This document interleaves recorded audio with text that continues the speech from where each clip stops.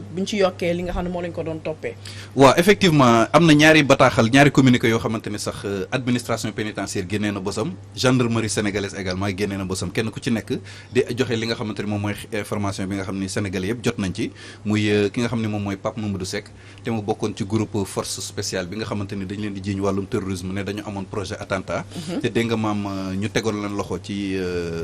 17 juin bi ñu nga xamante ni ñu ko jàpp nañ ko effectivement jàpp François Mancabou aussi ci boobu lañ ci dugaloon na ci la bokk justement ci groupe boobu mais moom à la différence de Pape Mamadou Seck à la fin de sa garde à vue dañ ko placé woon sous mandat de dépôt mu nekk Rebeuss bi mu amee jafe-jafe ci wàllu wér-gu-yaramam ci lañ ko yóbbu pavillon spécial foofu la rëccee contrairement ak Mancabou bi nga xam ne dafa jógee garde à vue directement dem hôpital ñàkkee fa bakkanam donc moom jotul jaar prison donc dimanche ci suba ñaari communiqué yooyu li muy xam ne moo di ne dimanche ci suba lañ ko jàpp et que soxnaam lañ ko fekkeel et que dégg nga maam ñu ngi ko jàpp fële nga xamante ni moom mooy département bu Mbacké région de Diourbel ci diggante Daaru Musti ak foofee nga xamante ni moom mooy Daaru Karim alors bi ñu ko jàppee nag moom ci boppam dañ ko daal di yóbbu fële nga xam ne moom mooy section de recherche parce que dañuy defaraat beneen procédure pour kii ko après ci lañ ko réintégré ci détention bi am na keneen ku jigéen koo xamante ni ñi ngi suppité sax bay dugg ci vie privée am di wax yoo xam ni xëy na peut-être jabaram la du jabaram cuksam la corom la ak yu ni mel am na yoo xamante ni yaakaar naa ne débat vie privée yooyu man du ma ci dugg li leer ba leer daal mooy am na ñeneen ñu ko jàppandoon ñoo xamante ni ñi ngi doon xool ci yan anam ndax dañ leen di bàyyi wala déet bu fekkente ne amul benn complicité boo xamante ni am na ci mbir mi léegi nag li nga xamante ñaari mbir moo taxaw muy li nga xamante ni moom lañ ko doon toppee ci wàllum terrorisme ak évasion bi nga xamante ni toppee nañ ko donc mu nar a nekk ñaari mbir yoo xamante ni yu bokkul la te li ma ci jaral leeral rek xam nga Sénégal principe confusion des peines la ñuy appliqué maanaam bu fekkente ni dañ laa daane ay mbir yu bëri dañuy xool peine bi ci gën a diis nga tëdd ko leneen li ci des yëpp dañ koy bàyyi contrairement ak États-Unis ak yooyu nga xamante ne dañuy additionné lépp moo tax ngay dégg ay 130 ans ak 150 ans de prison donc fii mais bu fekkente ni évasion la kenn du ko cumuler maanaam da ngay tëdd sa peine bi ñu la évasion bi ba pare soog a tëdd beneen peine bu bees bi nga xamante ne moom moo ci am donc scénario ak Boy Djiné lay doon justement mi ngi noonu donc évasion loolu mooy différence am looloo tax day xaw a compliquer mbiru day gën a dëgëral dossier dafay gën a diisal charge yi day gën a bari ci moom voilà day gën a compliquer le dossier détenu mais en tout état de cause ba léegi tegaguñ ci table bi ay preuves yu leer nañ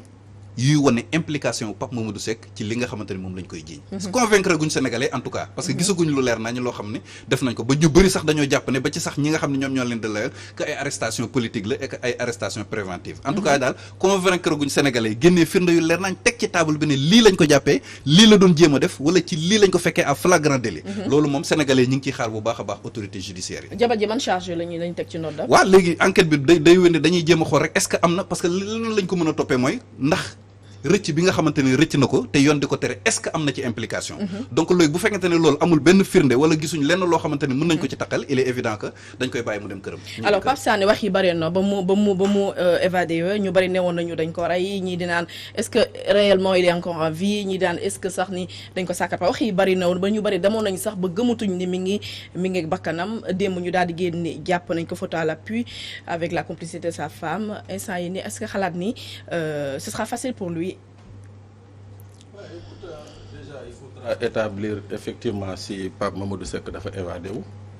man personnellement j'en doute très sceptique ci évasion très sceptique sur cette évasion nga teg ko fan maanaam vu son état de santé ci ni ko xamante ne nee nañ dafa am ay jafe-jafe ci yaramam non fi ma koy teg dafa yomb c'est les enquêteurs le procureur de la République ñoo ñu wax fii ni que ces 10 bonhommes yi ñu jàpp force spéciale boobu seen capacité de nuisance ak seen système de nangam sangam yooyu gars yooyu mais nom de Dieu c'est-à-dire même palais de la République dugg fa seppi waa ji du dara ci ñoom ñoo ñu ko wax moi j'ai rien dit c'est eux qui l'ont dit des caïds alors ce gars nous dit-on feebar na ñu defeere ko yóbbu ko place ko mandat de dépôt par la suite ñu jël ko yóbbu ko pavillon spécial je dis encore ici rapport de l'organisme de la surveillance des lieux de privation des libertés dafa wax moom rapport boobu moo ne pavillon spécial bokk na ci les lieux de privation yu gën a wóor Sénégal ci sécurité mooy maanaam rëccee Rebeuss wala rëccee Camp Pénal moo gën a yomb rëccee pavillon spécial ba léegi ñoom ñoo ko wax alors ce monsieur ce caïd là ki nga xam ne moom quartier de haute sécurité normalement nañ ko waroon dugal même bu dee dafa feebar sax bu ñu ko yóbboo pavillon spécial mooy que fu mu tëdd ci lal boobu dañ koy menotté ça c'est sûr et certain bu dee li ñuy wax c'est-à-dire si on suit leur logique man seen logique nag laay topp alors c'est ce monsieur nous dit-on moom moo évadé pourquoi il y a eu la rumeur de la mort parce que tamit dañu nekk ci dëkk bi nga xam ne les institutions les administrations dañu am un rôle fondamental mooy informer les Sénégalais fa ñuy réfugier régulièrement ay obligations de réserve ak droit c'est des histoires ça tient pas la route parce que saa yu ñu bëggee communiquer ils communiquent bi fi Boy Djiné rëccee ca saa si nañu communiquer pourquoi waa ji rëcc ñu xaar ba le lendemain di génn le surlendemain di génne communiquer donc ça a mis beaucoup de doute dans la tête des gens qui très tôt ont vu dans les réseaux sociaux que il y a quelque chose qui se passe à Rebeuss am na prisonnier bu dee ban prisonnier la ci force spéciale la bokk ah ok tararara les gens ont patienté di chercher il y avait aucune voix officielle ni autorisée bu jóg taxaw kenn waxul mais bon sang ci dëkk nañu nekk même bu doon waajooju c'est le pire des criminels ñun population sénégalaise on était en droit de savoir waa ji ndax dafa rëcc wala dafa dee. ñu bari sax ci réseaux sociaux yi la ñu yëgee ni. il s'est bon ñu ne dafa dee ñu ne il s'est évadé. alors bi mbir mi amee nag après on communication bi mu génnee ma jël communication bi nga xam ne moom nañ defoon ci Boy Djiné bi mu rëccee. ma teg ñaar yi Boy Djiné bi mu rëccee dañ ne bon voilà Boy Djiné fii la jaar nangam sangam garde yi monté woon d'ailleurs entendre nañ leen déféré nañ leen placé sous mandat de dépôt. waaw Boy Djiné bi mu rëccee doon ne mais kii ñu ne force spéciale c'est-à-dire force spéciale damal nga xool Google luy force spéciale. mu ne leen assimilé à des terroristes. waaw ñu xool waa ji communiqué bi ñu ne waa ji rëcc na jeex na yem foofu rëcc waa ji il s'est évadé dans la nuit du 9 au 10 dafa trompé vigilance yi nangam sangam dem na yoonam jeex na on nous dit pas si des matons ont été entendus et sanctionnés. On ne dit rien. Il y a eu des complices. Alors man c'est mon point de vue et je le dis tout librement. Je dis que man li ma xalaat mooy que Pape Mamadou Seck. dafa am ñu ko jàppale pour mu génn Pape Mamadou Seck. dafa am ñu ko yombalal pour mu génn. À quelle fin? Je crois que c'était pour parfaire une procédure. Parfaire une procédure. Parfait waaw c'était pour man c'est mon point de vue. dama jàpp ni que comme ci biir enquête bi yëpp ñi ñu entendre on les a eu ici à Balance. ñu ci bëri on a essayé de leur faire dire Pastef nga bokk da ngay wax ak monsieur le maire kii da ngay échanger téléphonique ak Bassirou Diomaye da ngay wax ak Ousmane Sonko ñoom ñëpp on a essayé de faire des links.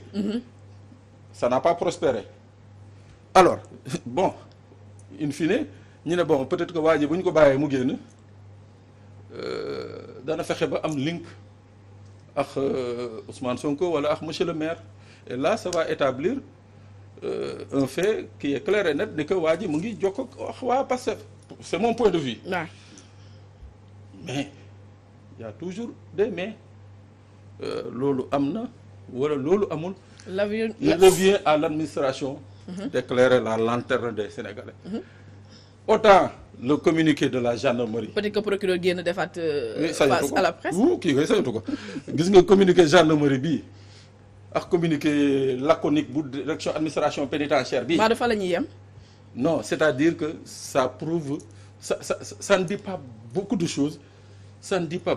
mais ça permet aux gens quand même de comprendre que il y a quelque chose qui ne va pas. Parce que bu ñu nee téléphone am waa ji nañu localiser mais bon sang ku ñu yàpp mais nit ki bu ñu la jàppee surtout ay terrorisme bu ñu la jàppee yow sa téléphone bu ñu ko selewul jox ko juge bi mu ngi fële cybersécurité ñuy xool ndax yaa ngi wax ak Pape Ndiaye wala yaa ngi wax ak Pape Sané ñaan waa ji génn na ba jël téléphone boobu dañ topp ba jàpp ko non faut être sérieux dans ce pays. Pape Sané, le crime n'est jamais parfait. Oui. Alors monsieur Bey lecture bi nga def relation Pape Mamadou Seck. C'est très difficile sama position pour mu wax ci Pape Mamadou Seck. parce que dama ko xam moo ko xam de trop quoi parce que xam naa ni déjà li muy wax moo ci gën a yéeme quoi. Pape Mamadou Seck Darou Moussi la dëkk. kan mooy Pape Mamadou Seck nit ñu Pape bari dañoo Mamadou dégg Seck jour au lendemain jox ñu Pape Mamadou Seck agent bu nekk impôt domaine di liggéey yor ab service am nekk comme Sénégalais di xëy comme ñëpp di wàcc comme ñëpp nekk ci biir yor fi ay mbokkam dëkk Darou Moussi nan ngay évadé woo dellu sa dëkk fi nga dëkk kii sànq na ñu koy waxee fi ñu koy jàpp diggante Darou kii la ak Darou Moussi Darou Karim ak Darou Moussi donc fa la delluwaat quoi naturellement donc loolu yéeme na c'est extraordinaire quoi après ñu ne bizarrement ku dellu dëkkam kay boo koy ut n'est-ce pas yow boo dëkkee benn dëkk nga évalué sa dëkk la ñuy commencé dañu jaay information on vient à Dakar on poursuit une personne pour mu yóbbu leen waat dëkkam encore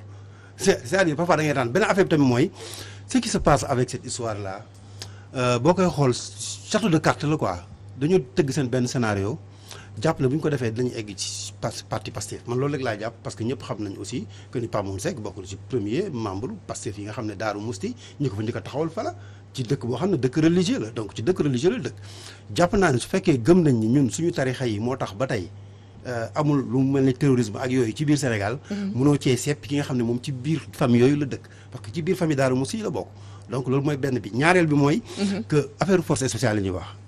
ba àddina di tukki duñ la ci génneel benn preuve parce que créer sa benn groupe WhatsApp wala sa benn groupe xawma Telegram tuddee ko benn tour après nga infiltrer dugg ci biir dégg xale yi di waxtaan dans tous les groupes WhatsApp nangam nga jël débat yooyu teg ko dóor ko ci kaw d'ailleurs gars yi ñu ngi doon wax bi ñu leen jàppee ci mars bi ku nekk bu ñu la jàppee sa portable maanaam la ñuy jàpp comme ku tiim yàpp naan ci biir nañ ci fekk benn ku mer mais nit ñi suñu meree dañuy wax seen i wax loolu jeex na mais Sénégal Macky Sall dina def lépp lu mën ci àddina mais du fu mu sa indi terrorisme parce que xam naa ni yéene moom mooy na bal tàkk na bomb tàkk na terrorisme am na jàpp benn évadé na am benn Ben Laden tout ça du ko am parce qu'on n'est pas formé comme ça et rien ne se passe sur cette histoire là Pape Mamadou Seck comme yéen Sénégalais yi di ñu seetaan benn ngeen juste c'est parce qu'il y a un plan qui a été mis en place pour daaneel Pastef et alors que Pastef mbiru yàlla la kenn mënu si dara waaw lu jëm ci maanaam arrestation préventive yi en fait parce que boo xoolee gis nga ce qui s'est passé avec le groupe à Déthié Fall ak yu ni mel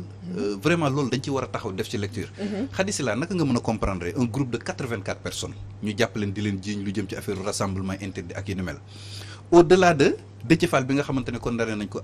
au sursis yeneen yeneen 83 personnes yëpp dañ leen setal ça veut dire que kon yooyu yu mel noonu bu amee ñoom dañuy gëmm di jàpp rek ba ci awsa yi nekk ci mbedd yor ciseau di dagg we am na ci sax koo xamante ne ku ci mel noonu jàpp nañ ko ak papaam yóodi woon mu dem def benn transfert d'argent voilà donc franchement côté boobu noonu day gis nga juristes yi dañ koy faral di wax la responsabilité pénale est individuelle il faut que ñu mën a déterminer degré d'implication ak responsabilité individuelle kenn ku ci nekk balaa ñuy teg tuuma ci yow te tourisme nekk na mbir bu grave boo xam ni balaa état di ko jiñ ay doomam war na ko xoolaat bu baax ndax du caaxaan mais 2000 fukki at yu mujj yi ci régime mu Macky Sall boo doon def bilan terrorisme Khady Sylla dama lay wax ni la ñi ñu setal ñoo ëpp ñu condamné loolu lan lay tekki foofu rek déjà am na jàngat bu rëy bu ñu ci war a ñi ñuy xoolal non ñi leen jàpp ñu ay Imam Ndaw en réalité Assane Camara ñoom ñoom dañ leen mujjee setal ak ñeneen ñi nga ay sursis terrorisme ak ni mu grave ñu jiñ ko ni condamné le sursis nga xam ni kon accusation bi dëgërul danger bi mooy bu ñu demee ba terroriste du ko assimiler ci ay choses politiques donc fu mu nekk nii ku nekk war nga defaraat sa toggin wala suñuy autorités étatiques yi ñoom ñoo war a xool li nga xam ne protéger seen i doom alors Pape Ndiaye c'était un plaisir partagé ak yow yaak Pape Sané plateau bi comme tous les lundis di remercier bu baax a baax monsieur le maire Cheikh Aliou Bey di fàttali ni yow yaay maire bu commune Diamaguène Sicap Mbao di la bàyyi nga tàggatoo ak télé waaw di masawu rek waa Diamaguène Sicap Mbao ci nattu bi leen dal nii muy inondation yi di leen wax ni na seen xel dal incha allah disposition yi ñu war a jël yëpp danañ